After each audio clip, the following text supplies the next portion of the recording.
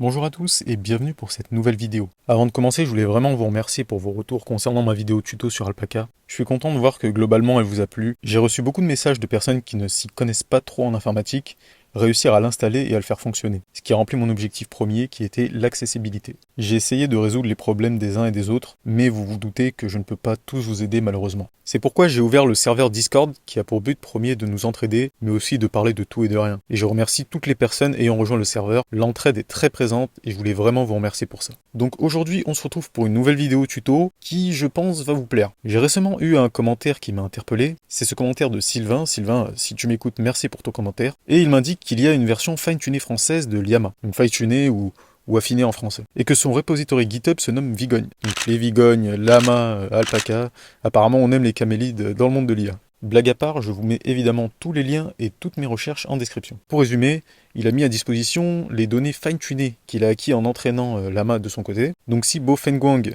si je le dis bien, voit cette vidéo, merci à toi et j'espère faire une belle publicité de ton repository. Et d'ailleurs, n'hésitez pas à laisser une étoile, le lien de son dépôt est en description. Du coup, grâce à ce qu'il nous met à disposition, les problèmes de réponse aux questions en français d'Alpaca ne sont plus. Avant de passer aux prérequis, je vous conseille de regarder la vidéo jusqu'à la fin, afin de bien comprendre toutes les étapes et dossiers que je vais vous fournir, et avoir toutes les cartes en main pour réussir de votre côté. Vous verrez, tout le monde va y arriver, on va y aller étape par étape. Donc on va lister rapidement les prérequis que vous devriez déjà avoir si vous avez suivi mon tuto qui s'affiche en haut à droite ou en description. Donc on va avoir besoin de Python et plus précisément la version 3.9 ou 3.10 sont fortement recommandées, CMake et un minimum de 13 Go de RAM. Donc pourquoi 13 Go de RAM? Sur la page GitHub il est spécifié ce minimum de RAM pour effectuer une quantize, donc une compression du modèle qui est donc le plus petit modèle, celui à 7 milliards de neurones. Donc forcément plus vous voudrez une version avec plus de neurones, plus vous aurez besoin de RAM. D'ailleurs voici le tableau détaillé des RAM requis pour chaque poids. Mais encore une fois, regardez la vidéo jusqu'à la fin, même ceux qui n'ont pas 13 Go de RAM devraient pouvoir utiliser l'IA. Dans cette vidéo, on va réutiliser pas mal d'outils que je vous ai fait installer lors du tuto de Llama. Donc si vous ne l'avez pas vu, jetez-y un œil. Et je parle surtout des utilisateurs Windows, notamment pour CMake et Git Bureau, ainsi que MinGW. Parce qu'on va devoir récupérer des repositories et les compiler par la suite,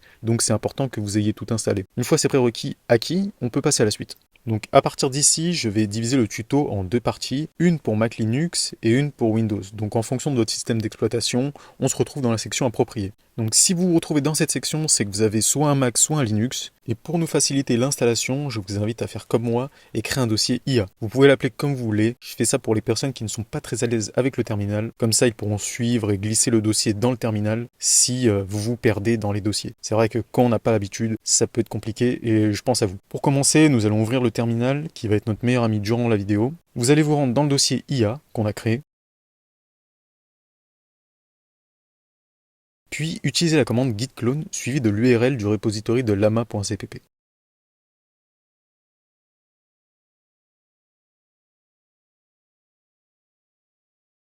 Pourquoi on a besoin de ce repository? Tout simplement parce que pour faire tourner Vigogne, on va avoir besoin des fichiers présents dans celui-ci. Une fois que c'est fait, vous effectuez cette commande, suivie de lama.cpp, afin que nous puissions nous retrouver dans le dossier précédemment téléchargé. Vous allez effectuer la commande make, qui va nous permettre de compiler le dossier. Une fois que tout est fait, nous allons passer à l'étape qui sera la plus longue, le téléchargement des poids et des tokenizers. Pour le téléchargement des poids, je vais vous mettre la version la moins lourde que j'ai téléchargée grâce au repository que je vous affiche à l'écran, qui est celle à 7 milliards de neurones. Lien en description. C'est un fichier qui fait minimum 13 gigaoctets. Si vous voulez des versions plus conséquentes, je vous invite à rejoindre le Discord de la chaîne. Une fois que vous avez téléchargé les poids et les tokenizers, vous allez les mettre dans le sous-dossier modèle du dossier lama.cpp comme je l'effectue à l'écran.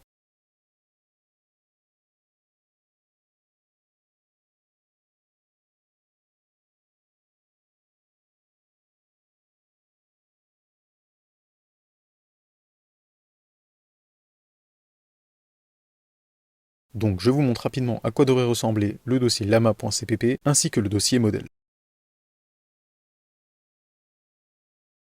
Petite parenthèse, je précise que pour télécharger SentencePiece, vous devrez obligatoirement avoir Python 3.10 ou 3.9. Il n'y a pas encore de solution pour la version 3.11 de Python, donc ce que je vous conseille de faire, c'est d'installer l'une de ces deux versions. Vous pouvez garder la 3.11 si vous l'avez, seulement quand vous utiliserez les commandes de Python, mettez Python 3.10 ou Python 3.9, comme je l'affiche à l'écran, suivant les versions que vous avez installées. Et vous pouvez effectuer cette commande pour vérifier si vous l'avez bien installée. Autre point qui concerne la commande pip, il est préférable que vous l'installiez après que vous soyez sûr d'avoir Python 3.10 ou 3.9, car celle-ci est associée directement à la version de Python que vous avez. Il est possible que vous n'ayez pas pip, dans ce cas je vous invite à l'installer comme je l'affiche à l'écran. Et à partir de maintenant, toutes les commandes que je vais vous afficher, que ce soit pour Python ou pip, vous mettrez la version comme je le montre dans cet exemple. Ensuite, vous allez effectuer cette commande qui va nous permettre d'installer ce qu'on appelle des paquets. Donc Torch pour le deep learning, NumPy pour effectuer des calculs et SentencePiece pour la tokenisation. On a fini de préparer le terrain pour ce qui va suivre, on va donc pouvoir continuer et retourner sur le repository de Vigon. Vous reprenez votre terminal, vous retournez à la racine du dossier IA et vous effectuez la commande git clone suivie de l'URL du repository de Vigon.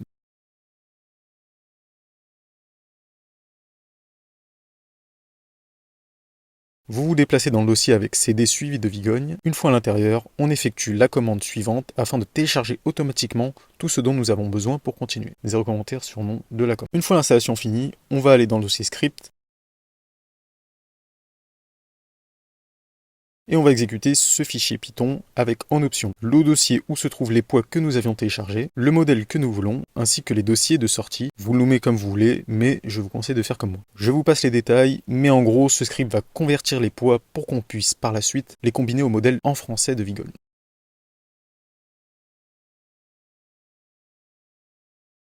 Une fois que c'est fait, vous allez exécuter cet autre script Python, avec en option le dossier de sortie que nous avions paramétré à l'étape précédente, le chemin vers le fichier de Vigogne, le dossier de sortie, ainsi que le modèle souhaité. On poursuit avec cette commande qui va nous permettre de récupérer le tokenizer de Vigogne. Si vous n'avez pas wget, suivez cette étape pour Mac et pour Linux. Une fois que c'est fait, voici à quoi devrait ressembler le dossier Vigogne, script et modèle.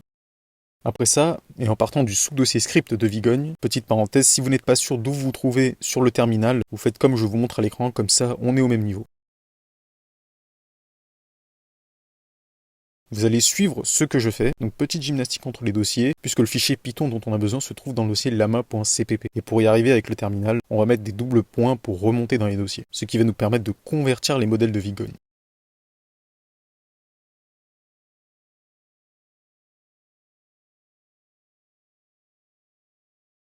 Une fois que c'est fait, on va retourner dans le dossier lama.cpp, donc vous faites comme moi, et on se prépare à exécuter le fichier quantize, suivi des commandes à l'écran pour compresser le modèle vers une version 4 bits. Une fois que c'est fait, je recommande à ceux qui n'ont pas l'habitude avec le terminal de déplacer le fichier .bin dans le dossier lama.cpp.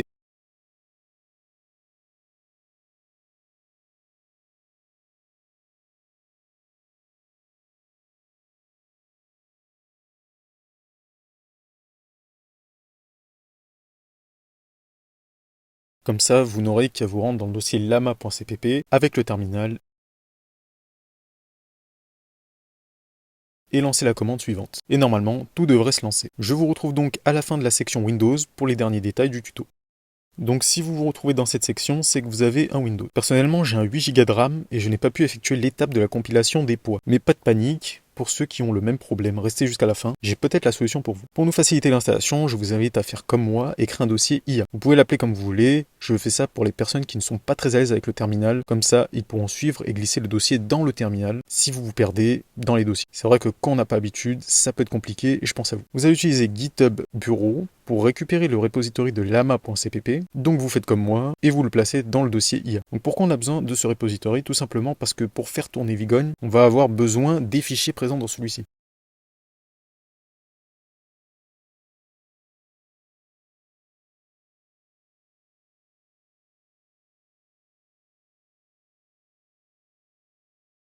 On va ensuite ouvrir le terminal et nous rendre dans le dossier téléchargé.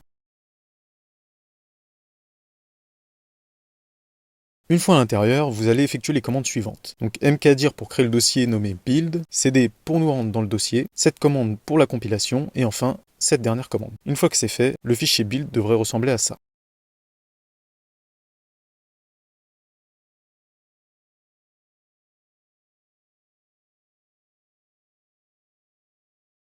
Une fois que tout est bon, nous allons passer à l'étape qui sera la plus longue, le téléchargement des poids et des tokenizers. Donc pour le téléchargement des poids, je vais vous mettre la version la moins lourde que j'ai téléchargée grâce au repository que je vous affiche à l'écran, qui est celle à 7 milliards de neurones, lien en description. C'est un fichier qui fait minimum 13 Go. Si vous voulez des versions plus conséquentes, je vous invite à rejoindre le Discord de la chaîne, lien en description. Une fois que vous avez téléchargé les poids et les tokenizers, vous allez les mettre dans le sous-dossier modèle du dossier llama.cpp comme je l'effectue à l'écran. Et vous allez placer les fichiers comme moi.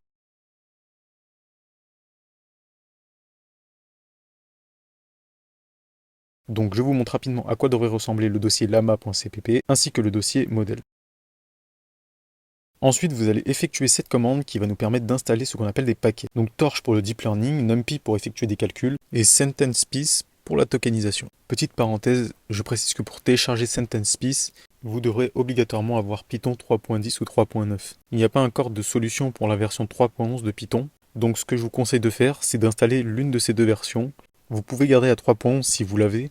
Seulement, quand vous utiliserez les commandes de Python, mettez Python 3.10 ou Python 3.9, comme je l'affiche à l'écran, suivant les versions que vous avez installées. Et vous pouvez effectuer cette commande pour vérifier si vous l'avez bien installée. Autre point qui concerne la commande pip, il est préférable que vous l'installiez après que vous soyez sûr d'avoir Python 3.10 ou 3.9, car celle-ci est associée directement à la version de Python que vous avez. Il est possible que vous n'ayez pas pip, dans ce cas je vous invite à l'installer comme je l'affiche à l'écran. Et à partir de maintenant, toutes les commandes que je vais vous afficher, que ce soit pour Python ou pip, vous mettrez la version comme je le montre dans cet exemple. On a fini de préparer le terrain pour ce qui va suivre, on va donc pouvoir continuer et retourner sur le repository de Vigon. Vous reprenez guide bureau et on va cloner un autre repository, celui de Vigon. Et on va le mettre dans le dossier IA.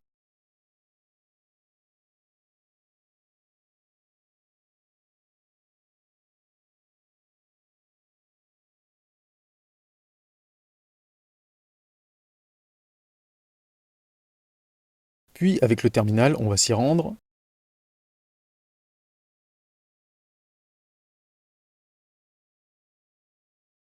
Une fois à l'intérieur, on effectue la commande suivante afin de télécharger automatiquement tout ce dont nous avons besoin pour continuer. Une fois l'installation finie, on va aller dans le dossier script.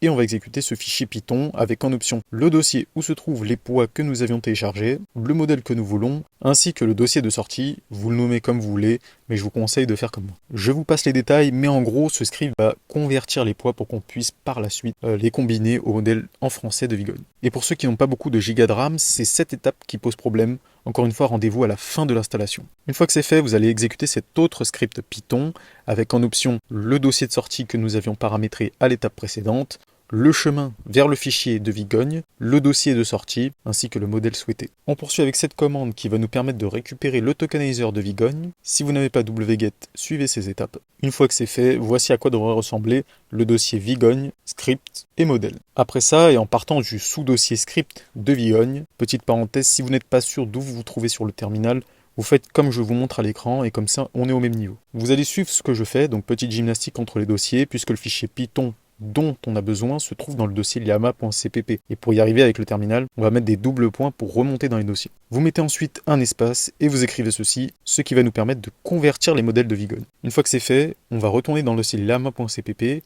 donc vous faites comme moi et on se prépare à exécuter le fichier quantize, suivi des commandes à l'écran pour compresser le modèle vers une version 4 bits. Une fois que c'est fait, je recommande à ceux qui n'ont pas l'habitude avec le terminal de déplacer le fichier .bin dans le dossier llama.cpp. Comme ça, vous n'aurez qu'à vous rendre dans le dossier avec le terminal et lancer la commande suivante. Et normalement, tout devrait se lancer.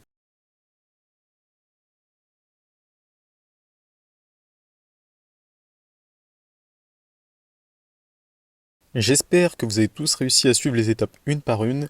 J'essaie d'être le plus compréhensible possible. Si vous avez des difficultés ou que vous voulez me corriger, je vous invite à laisser un petit commentaire et de rejoindre le serveur Discord afin que tout le monde puisse s'entraider. Je retiens votre attention sur ce que je vais dire. Je vais mettre en lien méga 3 dossiers. 2 dossiers, l'un pour les utilisateurs Mac et Linux et l'autre pour Windows, vous permettant, après les avoir téléchargés, de lancer directement l'IA avec la version à 7 milliards de neurones, sans pour autant effectuer toutes les étapes du tuto. Je vous mets les commandes à effectuer pour lancer l'IA si vous téléchargez l'un de ces deux dossiers selon votre OS, et un dossier pour les utilisateurs Windows qui auraient du mal avec CMake. Je prévois le coup, avec un dossier llama.cpp compilé, mais sans les poids. Je les mets pour ceux qui galéreraient avec le tuto et qui voudraient tester la petite version, et pour ceux qui n'ont pas beaucoup de gigas de RAM, en espérant que vous en ayez suffisamment pour le lancer. Merci à tous d'avoir suivi le tuto, j'espère avoir été clair. Si vous avez des questions ou des problèmes, n'hésitez pas en premier lieu à rejoindre le Discord et de faire part de votre problème. Je vous invite également à jeter un œil dans le commentaire épinglé pour être au courant des dernières mises à jour. Puis je vais conclure en vous demandant de vous abonner et d'activer la petite cloche pour être au courant des prochaines vidéos. C'était Père Compteur et à très bientôt.